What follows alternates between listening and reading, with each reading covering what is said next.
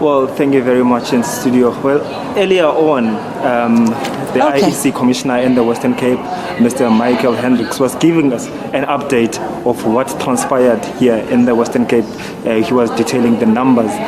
He was busy telling us that the local councils, 15 of the 424 are hung municipalities, and 9 of those, majority of them were won outright, and that 90.8% of metropolitan municipalities, it's still ongoing, still on the count, so they will be hoping to finish that before the end of the day. When one member of a small party called Democratic Independence started shouting that the votes were rigged, they were calling for a recount, and then a whole pandemonium erupted here. There was a huge chaos, and then the media briefing had to be cut short due to those.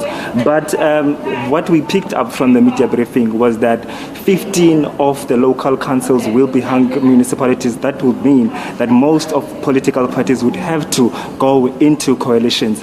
One of the smaller political parties that has made inroads is the Patriotic Alliance, which has gained quite a significant number of the electorate in number of smaller local councils. I will be joined by Mr. Loyiso Nkohla, who is a member of Patriotic Alliance in the Western Cape. Mr. Nkohla, this might mean that you need to go into coalitions because 15 of the municipalities are hung.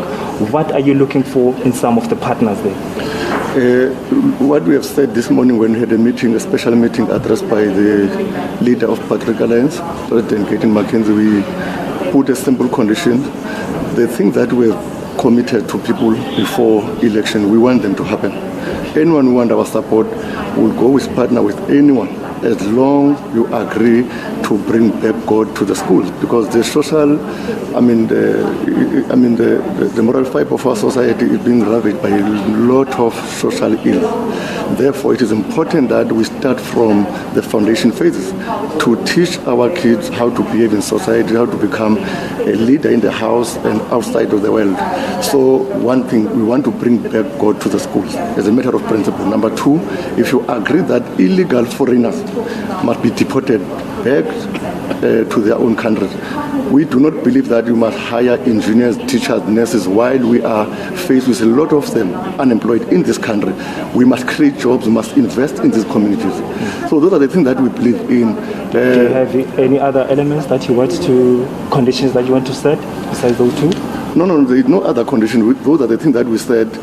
We want to also to say that any municipality, because our own people have been facing a lot of debt during the COVID-19. We want to give them a break for some time. Remember when there was this COVID-19 broke out, national government gave billions of rand to people, businesses, to say that they are bailing them out. So we are saying this time, give them a break to our own people. Our poor people were given nearly 350 instead or against the billion that were given to businesses. So we are saying we'll give them a break.